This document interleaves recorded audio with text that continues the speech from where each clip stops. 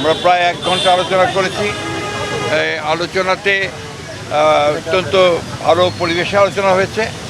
এই আলোচনাতে প্রধান যে বিষয়গুলো আমরা আলোচনা করেছি সেই মধ্যে প্রধান হচ্ছে আমরা নির্বাচন সম্পর্কিত বিষয় আলোচনা করেছি এবং নির্বাচনের সংস্কার বিভাগ, আপনার কমিশন এবং আপনার নির্বাচন ব্যবস্থার সংস্কার সব কিছুগুলোই আমরা আপনার তুলে ধরেছি এবং আমাদের যে মতামত সেটা আমরা দিয়ে এসেছি।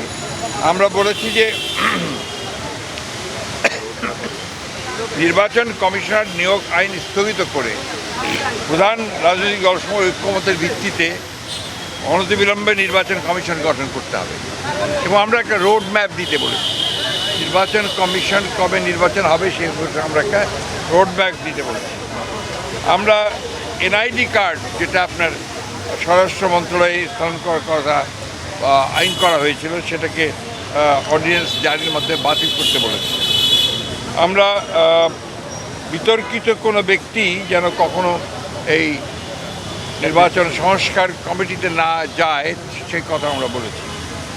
আমরা বলেছি যে ফ্যাসিস্ট সরকারের সময় প্রতারণার সাজানো ভুয়া ভোটের মাধ্যমে গঠিত সকল ইউনিয়ন পরিষদকে বাতিল করতে বলেছি এবং 14, 18, 24 সালে যে সকল নির্বাচন কমিশন ছিল তার প্রধান নির্বাচন কমিশনার এবং কমিশনার সহ তাদেরকে ভুয়া নির্বাচন, ব্যর্থ নির্বাচন, আপনার একটা পক্ষপাতদুষ্ট নির্বাচন করার অভিযোগে তাদেরকে আইনের আওতায় আনার কথা বলেছি।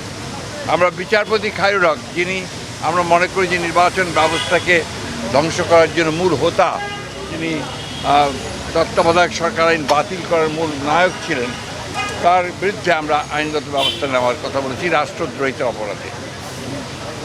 আমরা লক্ষ্য করেছি যে প্রশাসন থেকে অত্যন্ত দুর্ভাগ্যজনকভাবে এই প্রায় 2 মাস হতে চলেছে, আগামী 8 তারিখে 2 মাস হবে, এখন পর্যন্ত গত সরকারের আমলে অর্থাৎ ফ্যাসিস্ট সরকারের আমলে যারা তাদের দোসর হয়ে কাজ করেছে, তাদেরকে সহায়তা করেছে এই লুটপাট, অনাচার, অত্যাচার, মানুষের উপরে নির্যাতন, গুম খুনের ব্যাপারে, গণহত্যার ব্যাপারে তাদের অনেকেই, বেশিরভাগই এখনও পর্যন্ত বহাল তবিয়তে তার স্ব জায়গায় বহাল আছে। এদেরকে অবিলম্বে তাদেরকে সরিয়ে নিরপেক্ষ ব্যক্তিদেরকে এখানে আনার কথা আমরা বলেছি। আমরা বলেছি যে আপনার জেলা প্রশাসকের ব্যাপারে আপনারা লিখেছেন, পত্রপত্রিকাগুলিতে লেখালেখি হয়েছে, সেই 59 জন জেলা প্রশাসকের মধ্যে কী করে সেটা নিয়োগ করা হলো সেটা সম্পর্কে আমরা জানতে চেয়েছি।